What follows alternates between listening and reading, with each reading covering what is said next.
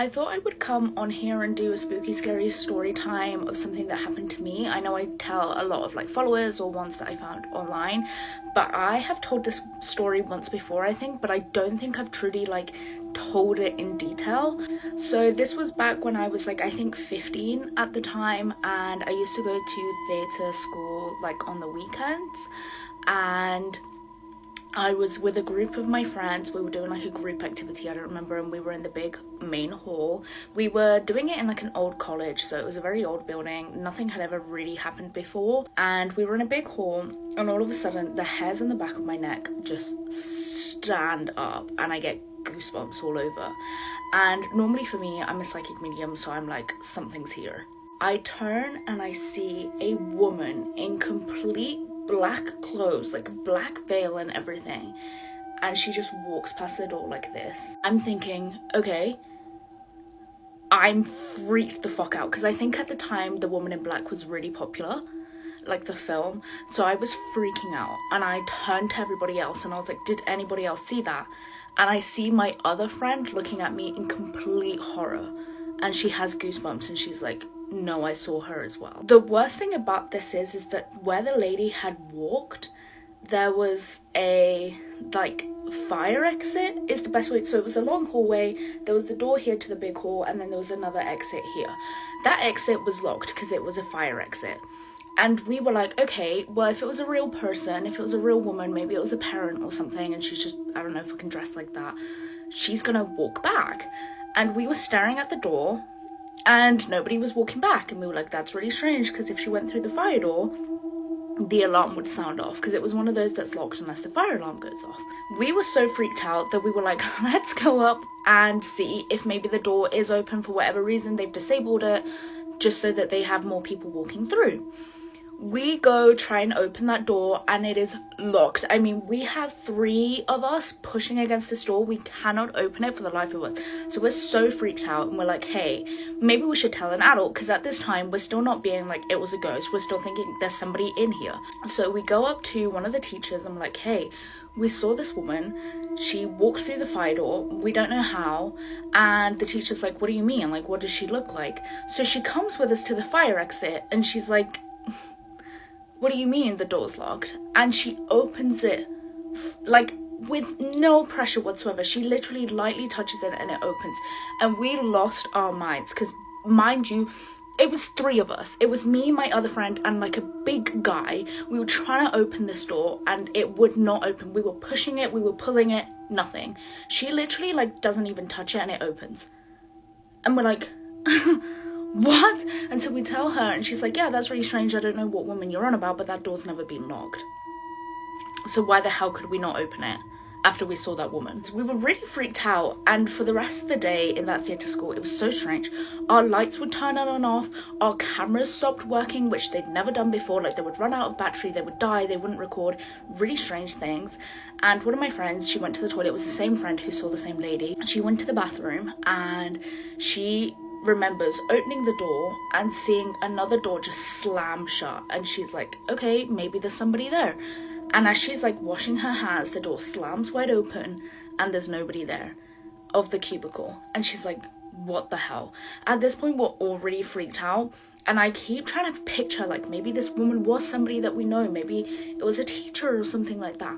But I could not tell you. It was the midsummer as well. There was nobody that would have been dressed like that, especially in England. Eventually, like, we all went home and we were all super freaked out. We were like, hey, let's just leave it behind us. Let's just not pay any attention. And I just did some like Googling when I went home to like look it up.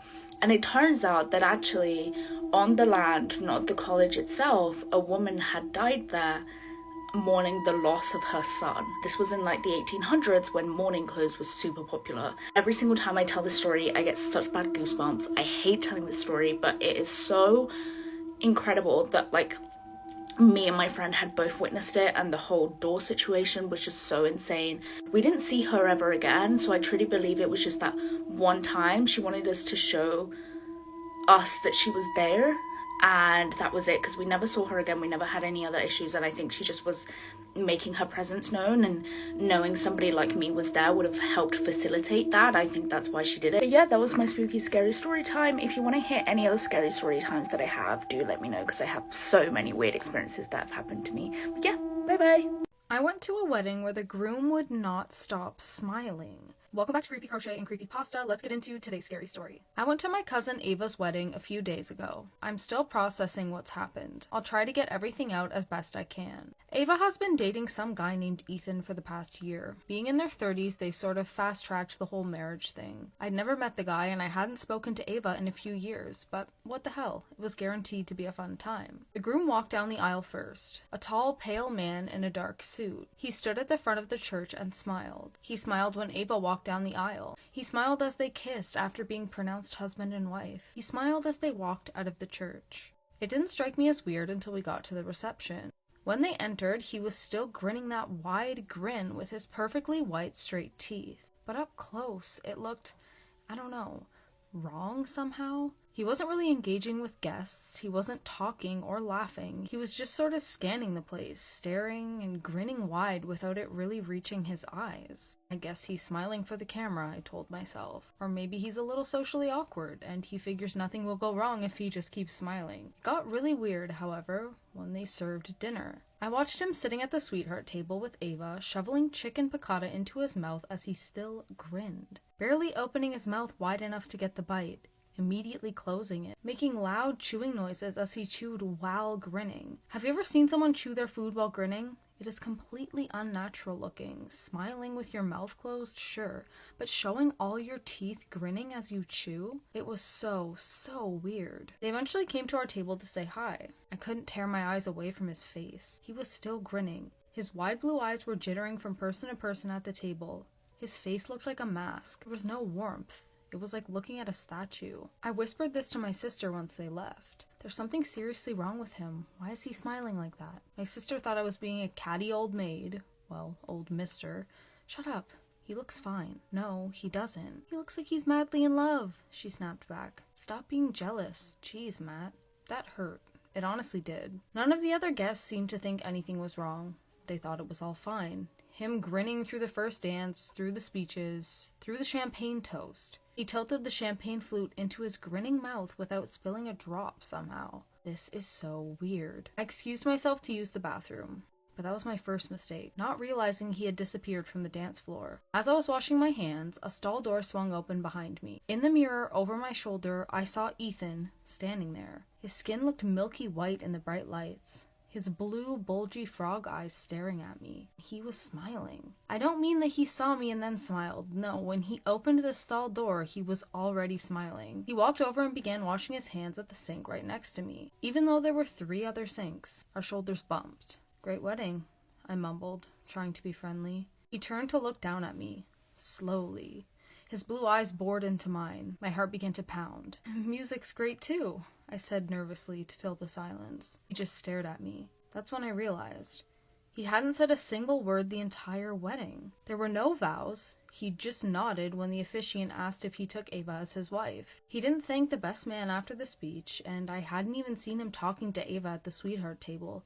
Just smiling and staring. I backed away. His eyes tracked me as I went. Just as I reached the bathroom door, he stretched up to his full height and stared down at me. He looked even taller than he had in the reception hall, somehow, under the fluorescent lights. Then he stopped smiling. As his face relaxed, his cheeks sagged. His forehead drooped.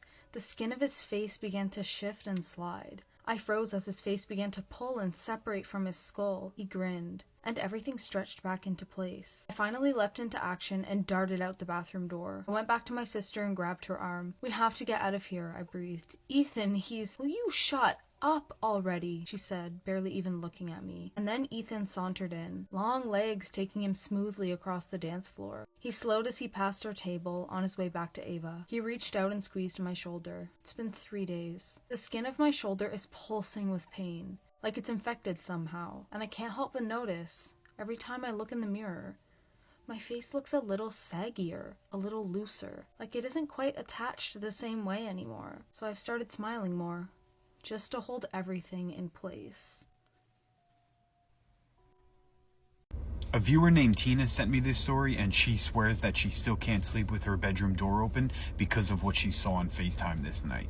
Now, this happened to Tina back in 2022, and she had just started dating this new guy, and you know how it is in the beginning, right? Of any relationship. They were texting constantly, they were talking on the phone every night, and eventually they started falling asleep together on FaceTime. I know, adorable. Now, according to Tina, they'd been doing it for a few weeks now. They lived a little bit apart, so they weren't able to see each other every night. So it was something that they did, right? But nothing weird had ever happened. There were no paranormal experiences, no haunted house stories, no strange noises, just two people who really, really liked each other. And on this one night, they were talking on the phone till about 2 a.m. Both of them were absolutely exhausted from work, and eventually Tina remembers setting her phone up on her nightstand, plugged into her charger, and it was facing her bed. And her boyfriend, he did the exact same thing, just like they did every night.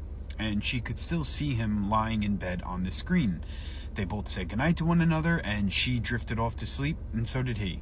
She doesn't really know exactly what woke her up a little while later on. She said it wasn't a sound, it wasn't a dream, it wasn't anything. It was just that strange feeling that people get sometimes, right? Like that sudden jolt awake, almost like your body knows something is wrong before your mind can even catch up with it, that type of thing.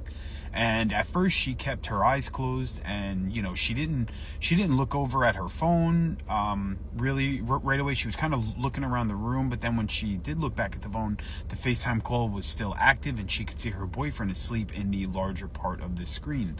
And he was completely motionless. His room was dark, and she remembers like smiling for a second because she thought that it was kind of cute that he was still on the phone.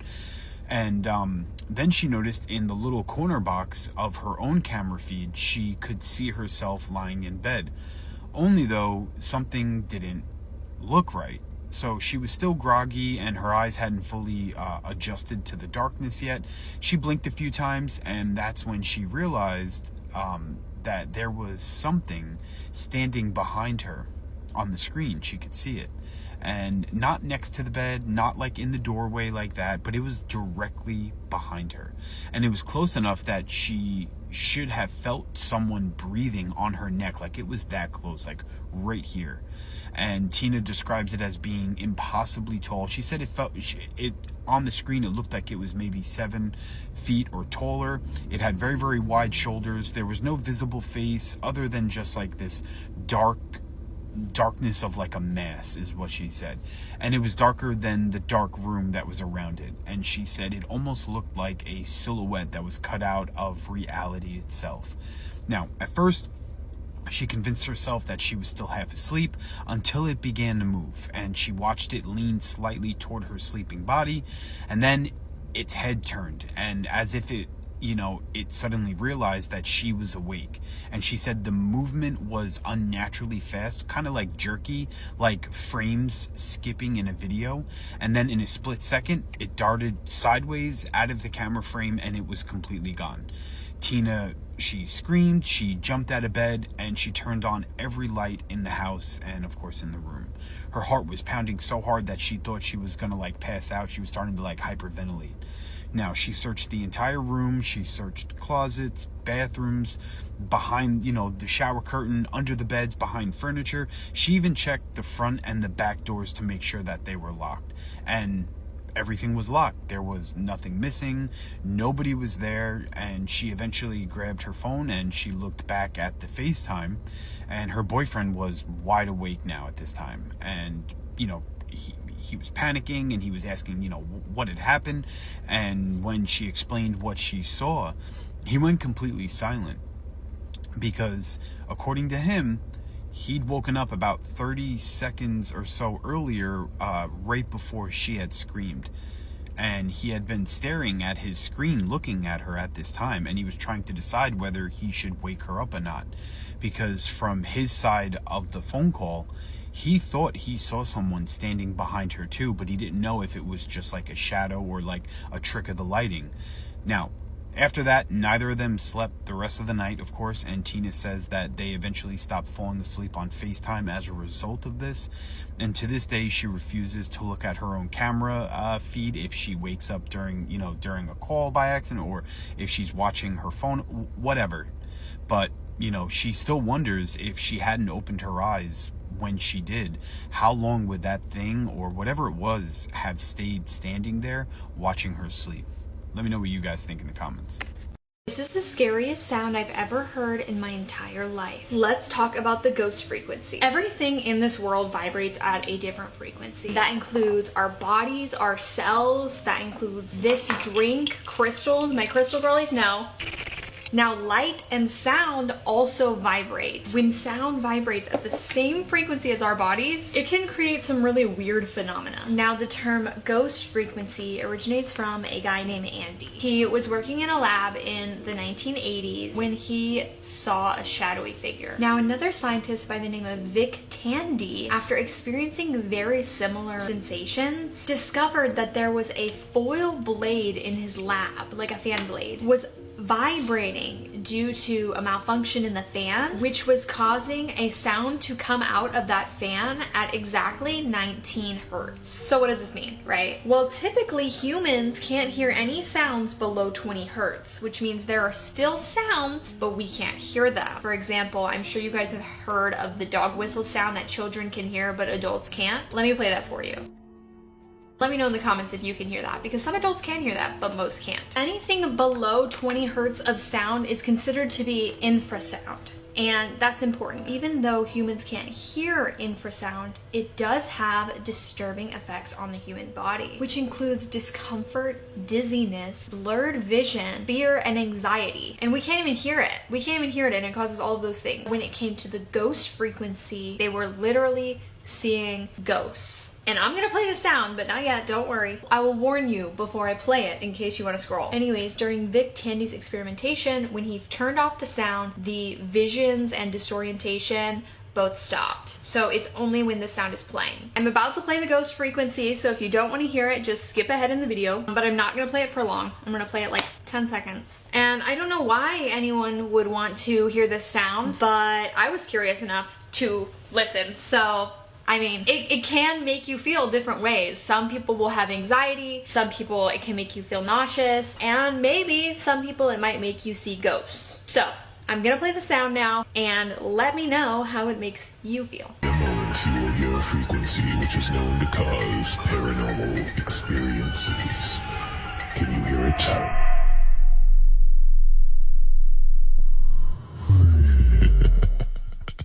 Well, you can. If you hate a lightning storm, you might not want to listen to this ghost story. And tonight's ghost story is called The Man by the Church Gate. This story was sent to me by Neil, so a massive shout out to Neil for sending it. Let's get into it. Now, he starts by saying, "Good evening, may I please tell you about my encounter with someone or something this evening?" You may, Neil, absolutely. He says, "I'm extraordinarily lucky to live in Somerset. As someone who was born in Somerset, Neil, I get it." He says, "Our garden looks out onto the communal garden owned by the church. It's a peaceful place to sit, picnic, and simply enjoy the surroundings. Sounds bliss. This evening, I was standing in my garden looking eastwards across the gardens towards the church tower, watching distant lightning in the sky. The storm was some way off, but each flash illuminated the clouds behind the church, bringing the tower into stark contrast against the night sky. To my right was a gate leading into the communal gardens. The moon had just slipped behind the clouds, but the night remained bright enough to see clearly. I was messing around with my camera unsuccessfully, trying to capture the lightning. Then a particularly large flash lit the sky with an intense blue-white glow. That's when I thought I saw the face of a man." He says, "I wasn't especially concerned at first. I assumed it was one of my neighbours, so I kept watching the area where I thought I'd seen him. But beneath the trees, there was nothing. There was no figure, nothing that could be easily mistaken for one either. I waited for the next flash." He says, "By now, the moon had emerged from behind the clouds and was providing enough light that I should have been able to see someone standing there. yet I saw nothing. Then the next flash came. This time I unmistakably saw him, a tall man, standing by the gate. He says I claim to be 5'10", and the iron gate comes up to my lower chest, but to this figure the gate barely reached his waist. I had the distinct impression he could have stepped over it with ease. As the lightning faded, so did the figure. I moved across my garden, triggering my security lights near the corner closest to the gate. The bright lights revealed nothing. No one was there. Puzzled, I waited again. Eventually, the light switched off and I stood there, no more than 20 feet from the gate. Nature seemed determined to make me wait. After what felt like an age, another flash exploded behind the church tower, and he was there again. His face was pale beneath a dark fringe, and God was he tall. Neil said he tried to move closer to speak to this thing, and as the next lightning bolt flashed, the figure was gone. This is some eerie stuff. If you've got a story like it, please send it to me. I think my neighbor is stealing bodies from the cemetery. Welcome to the Creepy Cozy Cottage, where creepy and cozy meet. So grab a blanket and get cozy, because we're about to read a creepy story. Don't want to get too ahead of myself. This could all be chalked up to a simple misunderstanding for all I know, but I'm too scared to even ask. See, my neighbor's wife died a few months ago. It was a pretty big ordeal for really the entire neighborhood. They were a pretty active couple in the community. At her funeral, everyone showed up, but I don't think anyone cried nearly as hard as he did.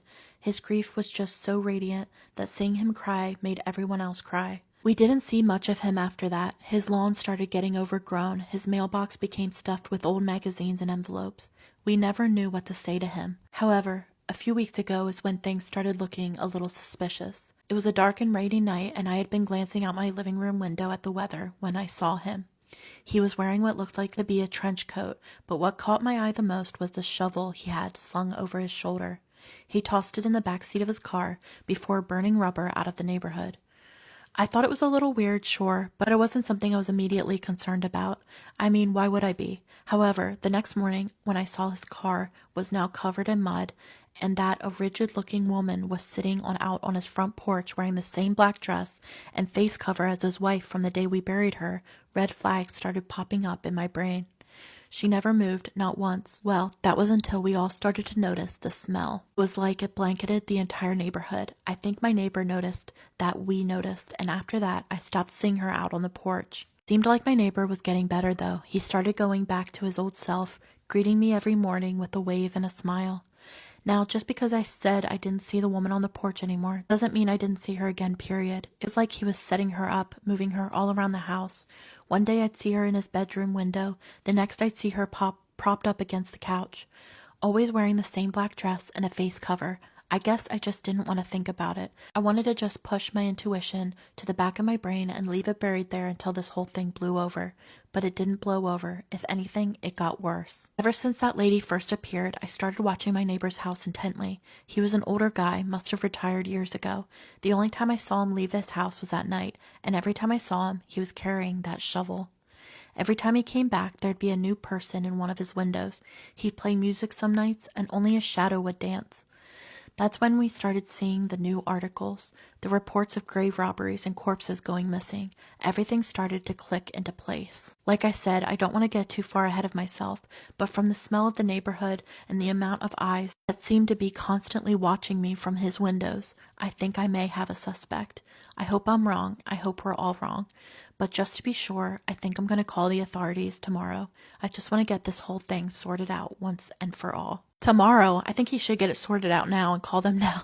But let me know what you thought of that story. And if you have any scary stories of your own you'd like me to read, just send me a DM. Ever been out camping and you heard a noise outside your tent that made you want to hide inside your tent the whole time? So I'm going to tell you about this scary encounter that me and my cousins had when we went camping in North Carolina in the Appalachian Mountains. The story takes place back in 2015 when me and my cousins decided to go on a camping trip. You may know from my other stories that we didn't like to go to campgrounds, so we decided to park on the side of the road and hike down the mountain. At this point, we were about 1.5 miles from our car when we decided to set up camp. Made sure that we found a creek, because when you have a campfire in the woods, make sure that you have access to water. As soon as we got to our camp and started setting up, I remember we all kind of started spooking each other out a bit, talking about Bigfoot and all the folklore. Like I've said before in my other stories, I know when you're scared, the brain can play tricks on you. But this is one of those scenarios where the brain was not playing tricks on us. So we have our campfire set up, we have our tent set up, and we're all sitting around the fire and we're just talking about life. And that was when we heard the sound of footsteps. It sounded like it literally just ran past our camp. Now, mind you, I have a flashlight at the time, so I'm shining into the woods and we don't see anything. It wasn't long after that we heard those footsteps running back in our direction, but the weird thing was you couldn't see anything. Now, we're all standing there and we're just shining the light in the middle of the woods and we don't see anything, but we did hear what sounded almost like a whistling noise. This whistle kind of sounded a little bit more like a mourning dove kind of whistle, if that makes sense. It was just going something like, and I didn't think anything of it. I just thought, okay, maybe that's like a pheasant or like a weird animal, you know, something like that. And that was until we heard the footsteps one more time dart up towards our camp, as if something was running towards us, but we couldn't see anything. And at that point, all of us got so scared that we jumped inside of our tent. Now, mind you, at that point, I didn't want the flashlight on because I didn't want anything to see our shadows or anybody. That's when we started hearing those footsteps again run back and forth around the outside of our tent. And as I heard these footsteps, the weirdest noise that I've ever heard, and it sounded like this. It was like a laugh. This noise was like, that was one of those moments where all three of us jumped on top of each other as if that was gonna save us, but we jumped on top of each other and started screaming. By the way, this was long before I had my pew-pew. All we had with us at the time was machetes. We all ended up just jumping off of each other and started listening even more, and that's when we heard the footsteps running past our tent again. And as it ran by, you also heard that time. It didn't just run past our tent. You literally heard these footsteps on 2 feet dart across the creek, like 2 feet running across the creek that we camped next to. Looking back on it, I don't know if it was like a homeless person wandering around in the woods, but I can tell you that around that time, in that era, there was a lot of escaped mental patients from the hospital that was off the Appalachian Trail. One of the people that they actually caught that was escaped from that mental hospital was one of the people that was decapitating hikers on the trail. To this day, I have no idea what those noises were, but the next day we did pack up and leave, and I can tell you the same thing I tell in all my other stories. There's only one thing worse than folklore out in the woods, and that's people. Would you stay in a hotel haunted by a ghost that locals call Scary Mary? Well, if you would, you could go visit Golden North Hotel in Skagway, Alaska. Now, the story of Scary Mary starts in around 1898 when the big gold rush is happening nearby. Mary was a woman who had a fiance who decided he was going to follow the gold rush. Some people call him Ike, other people call him Dwight. Now, when her fiance went to go follow the gold rush, she knew to stay in the hotel because this town was a mining town that had a lot of issues, a lot of kind of scary people around it. So she stayed to herself. However, that didn't really keep her safe because at the same time, a bad flu outbreak happened in the town. Now, months went by and there was no sign of her fiance. She was getting worried. Every day she waited by the window, seeing if she could see him return. And eventually, she got sick. Now, the story goes, she dressed in her wedding gown knowing that she was going to die soon, hoping that she would see her fiancé one last time, only to die by the window, hand pressed to it in her wedding dress from the flu. To make this story even more tragic, just a few days after her death, her fiancé returns, and he has struck gold. He has made it rich. But the only problem is, he also returned with another wife. So while it might be a small mercy that she never found out that the love of her life definitely did not feel the same way, apparently people believe her ghost figured out the truth. And to this day, people say that this hotel is haunted, specifically room 23, where she passed away in. People who are lucky enough to stay in this hotel, and specifically this room, have said they have seen her in it, hovering over them while they're sleeping at night.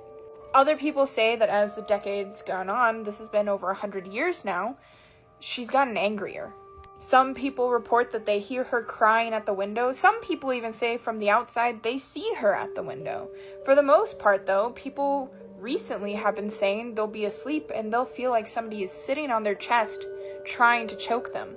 The more mild of signs of Scary Mary is this overwhelming feeling of heartbreak when nothing is wrong. People, if they're staying in room 23 or other parts of this hotel, have constantly reported that they just feel a sudden shift in their mood. So whether you stay in room 23 or not, maybe you're not that safe from Scary Mary. Would you book a room at this hotel? Do you want to hear a scary story? Of course you do.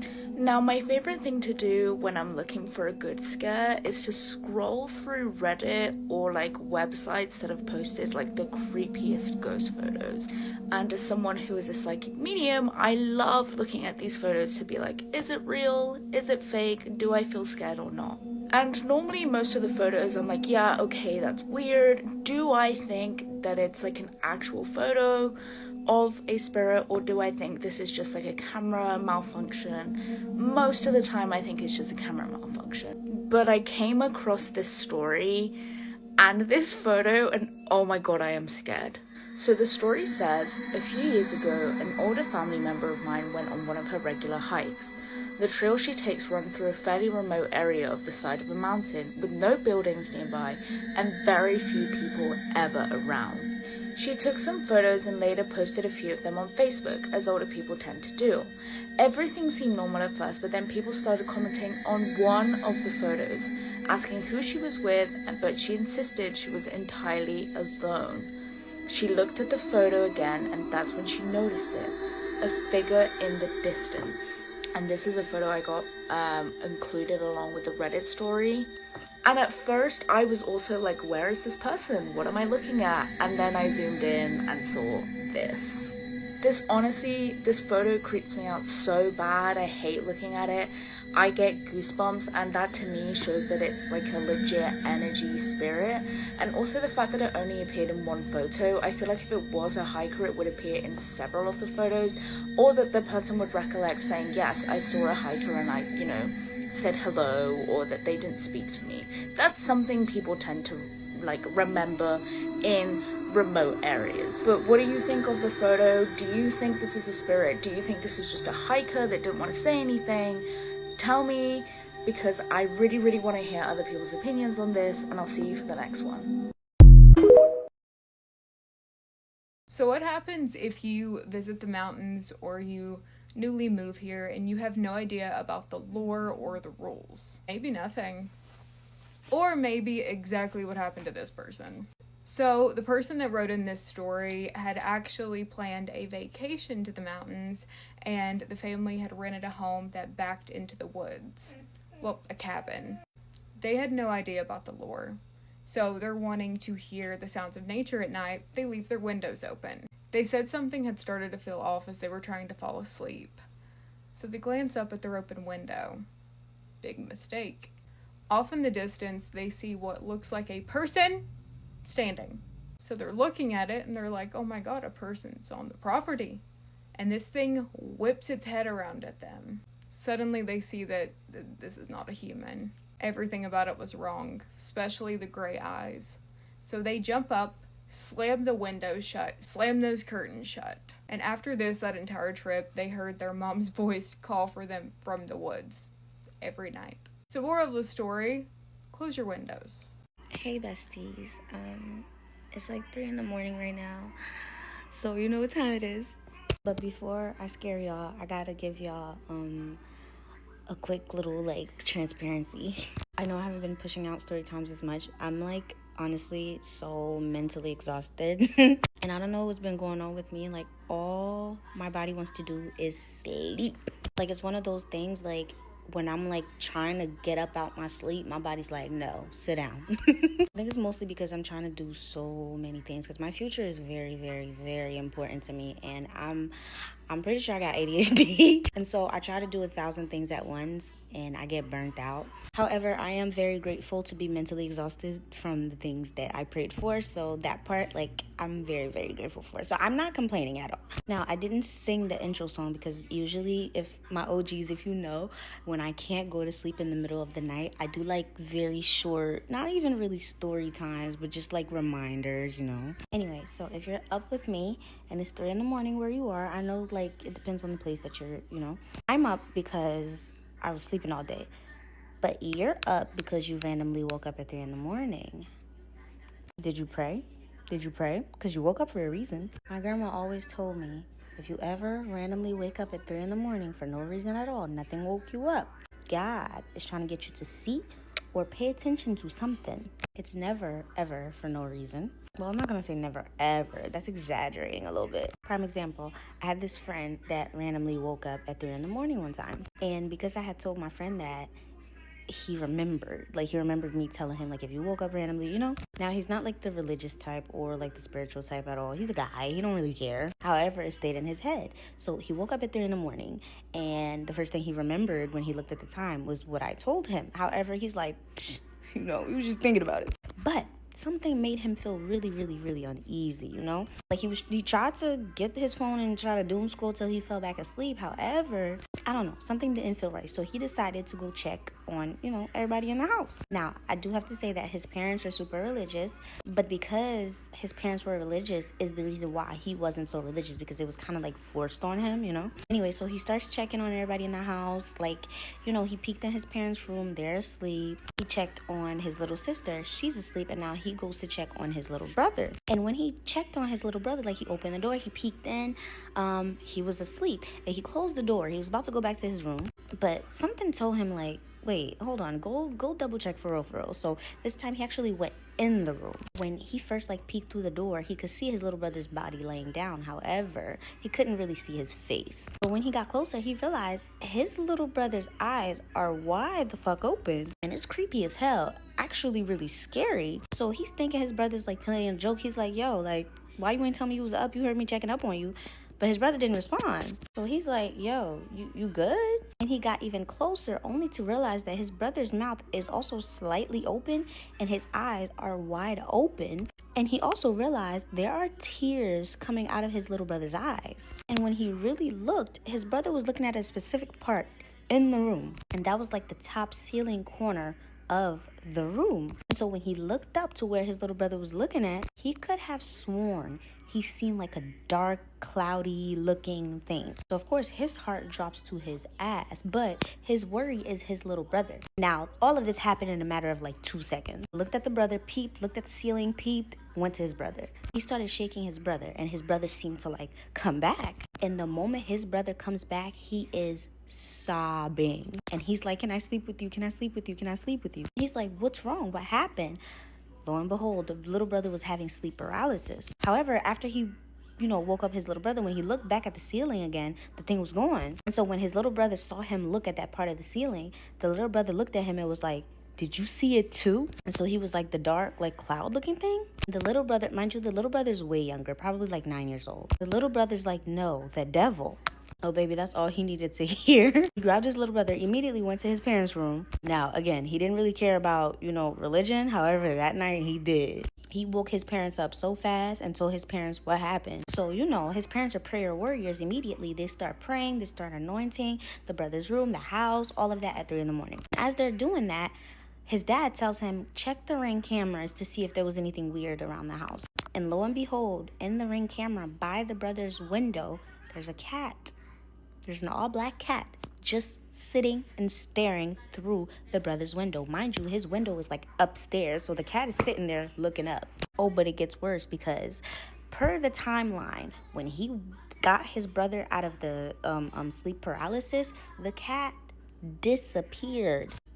Like, the cat was in the footage 1 second, and the next, poof, disappeared. Damn, I said this wasn't gonna be long, because I usually don't make them this long, but and that nigga left me the longest voice message I think I ever received in my life. Actually, it wasn't even long. It was just like multiple one of them. He was like absolutely freaking out. But I was sleeping, of course. And in the morning when I like listened to them, I called him. And I was just like, oh, well, it's a good thing that your parents prayed. Like, they prayed, they anointed the house, so y'all should be good. And then he tried to blame me because I told him, like, anyway, yeah, so that's the little story time, y'all. Oh, I'll be in LA next week for BET weekend. So if I have any followers out in Cali, yes. There's something else I'm supposed to tell you guys too. I don't think I'm remembering. Oh. I can't believe I forgot that. I'm having a sale on the ebook on Friday, but I feel like I should move it up to another day because I have not been promoting like I should, so everybody knows. It's like a few days before Friday, and I have not been making videos, y'all. That's why y'all see me posting these filler videos, because I still want to be posting. However, like, yeah. Anyway, send me some words of encouragement in the comments. Not like bad, like not like it's a bad, y'all know what I mean. Anyway, I love you. Bye. Did you guys see this video?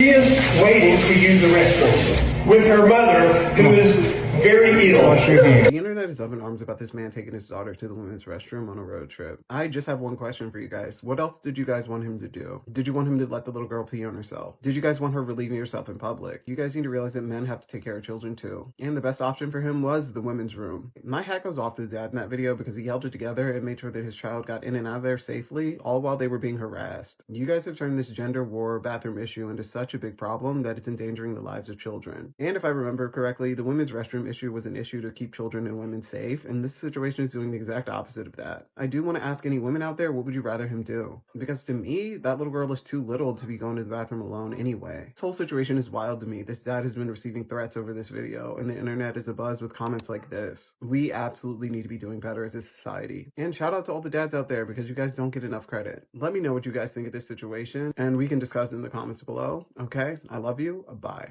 So listen to me.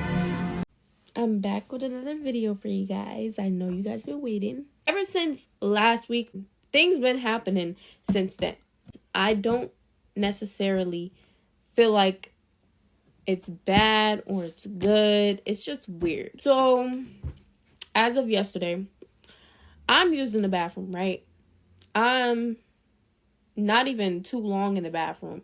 Me and my brother were having a conversation and he was standing outside of the bathroom. In the middle of our conversation, when I opened the curtain to walk out, I noticed that something fell. Like, I didn't see what fell. I just heard it. My brother proceeds to tell me that the deodorant that was on the speaker outside of the bathroom fell, but it flew. It didn't just fall on the ground. It actually, like, flew across the dining room. That's weird. I tried to tell him not to pay no mind. I'm not paying it no mind. He picks up the deodorant and puts it back. But then as I'm walking into my room, my brother proceeds to tell me that ever since last week, you know, things been falling. Randomly just falling. But every single time something is falling, it's literally flying. Like if somebody's throwing it or pushing it. So then he proceeds to tell me another time that when he was at work on Sunday that just passed, he was at work, he was in the back of, you know, the job. He was picking up the fries and putting it into the buckets, because when you work at Five Guys or whatever, or the fast foods, they have like sinks full of fries filled with ice in it so that the fries stay cold and stuff. And when you put it in the buckets, you bring it to the front and you put it in the little container so that you could drop it in the fryers. He was sent back there to go get the fries, and while he was back there getting the fries, there was like a whole bunch of cups put into like little like bags, and for some reason he didn't touch them. They were like that all day. All of the cups fell on top of him and was all over the place, right? That was the first thing that happened to him at work. Second thing that happened was when he was in the fry station.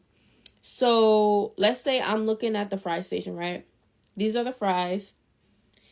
On top of the fry station, it's like the salt and the Cajun, so that you can get like salt or Cajun fries. And then on this side of the fry station is the boilers for the fries. As he's, I guess, putting fries into the bags, somehow the salt shaker flies into the hot oil.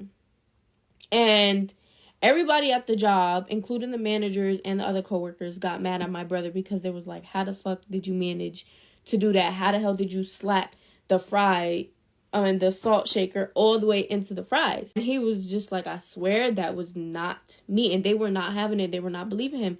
He's just like, that was not me. It took two of them to get the salt shaker out of the fry station, the hot oil, and both of them burnt their fingers and their hands while trying to grab it out. Like, they had to use something to grab it out. They gotta get a new salt shaker now. But, like, it's just crazy how everything keeps flying, right? We're gonna talk about yesterday after the thing with the deodorant.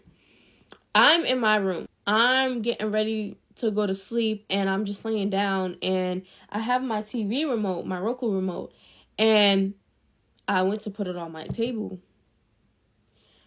As soon as I went to put it on my table, I'm holding it tight enough for me to put it on the table, and my arm is like out enough for it to land on the table if it did fall out of my hands. But for some reason, it fell that way, and the batteries ended up underneath my bed. I was like, that's weird. That was the first time that happened to me.